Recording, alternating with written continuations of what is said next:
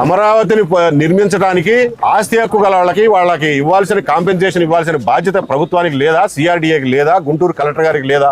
అబ్బే ఎవ్వళ్ళు పలకట్ల.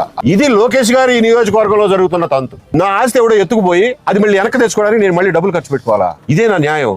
ఇదా పరిపాలన అంటే? ఈ నాయకులు ఈ అధికారులు అంటారంట, లేదు మీ సమస్యను సాల్వ్ చేసి లోకేష్ గారికి చిత్రపటానికి పాలాభిషేకం చేద్దామని అంటారట. నేను కిందసారి కూడా చెప్పా, మా ఆస్తి దొబ్బేసి మేము కాళ్ళు అరిగేలాగా చెప్పులు అరిగేలాగా తిరిగితే ఏ హైకోర్టు మొట్టిగా వేసిందని చెప్పి దిక్కులేక మా ఆస్తి మాకు అప్పచెప్పి మళ్ళీ మీకు క్షీరాభిషేకం చేయమంటారా?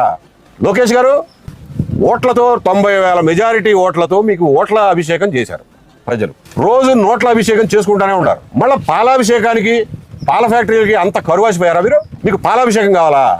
మా ఆస్తి తొక్కిపట్టి మీరు 2 ఏళ్ల నుంచి మీరు వచ్చిన తర్వాత కూడా తిప్పి చంపి ఇవాళ మీకు క్షీరాభిషేకం పాలాభిషేకాలు చేయాలా? మీ ఫోటోలకి సిగ్గుపడాలి ఈ పరిపాలన.